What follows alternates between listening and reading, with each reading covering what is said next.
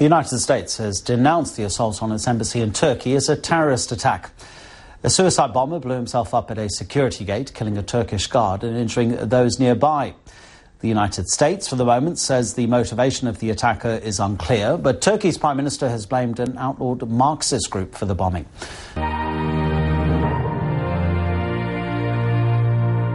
The US Embassy is meant to be one of the most secure buildings in Turkey, but a suicide bomber managed to get close enough to set off his device at a checkpoint near the visa section. I heard a big explosion while I was driving past the US Embassy. It was really noisy. My car even shook. I got closer to the scene and I saw smoke rising above the building. After that, ambulances and fire trucks started to arrive. This grainy picture is the man Turkish authorities say carried out the attack. Named locally as Ecevit Sanli, a Turkish citizen, he's also described as a member of an outlawed far-left Marxist group. The Turkish government says the bomber was part of a radical leftist group that accuses Turkey of being a puppet of American imperialism. The group hates U.S. influence and that Turkey is part of NATO, which recently deployed Patriot missiles here. This was not al-Qaeda, but Marxists, the government says, who just last September bombed a police station in Istanbul. No matter who was responsible, U.S. officials, perhaps gun-shy after Benghazi, were quick to call it terrorism.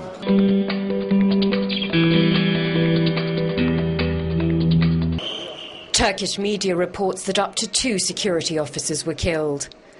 The US State Department says it will investigate the blast in cooperation with local police.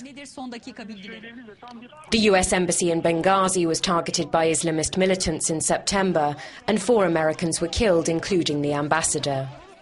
As emergency services in Ankara deal with the injured, security has been stepped up at other foreign embassies around the Turkish capital.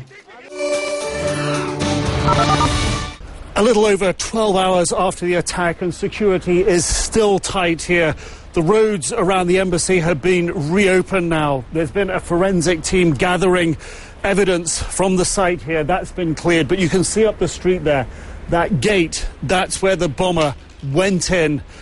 When he was going into the guardhouse, he was about to go into an X-ray machine.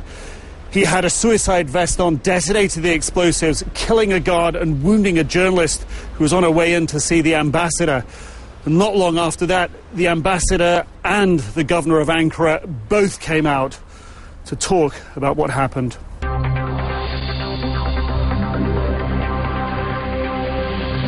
The suicide bomber had blown a hole into the side of the embassy walls, managing to get as far as a security scanner.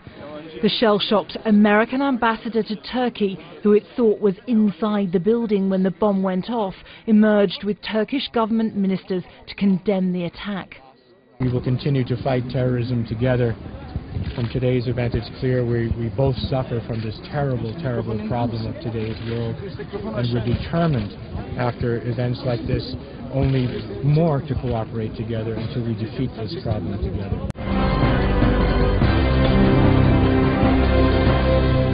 Interior Minister Muammer Güler said a security camera captured the bomber on video.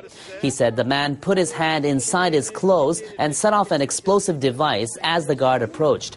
Güler said the bomber likely belonged to a domestic left-wing group that's launched terror attacks on the military and police. The U.S. State Department said the embassy was spared an attack that could have been even worse. The level of security protection at our facility in Ankara ensured that there were not significantly more deaths and injuries than there could have been. We're obviously working closely with Turkish authorities to make a full assessment of the damage and to begin to investigate this.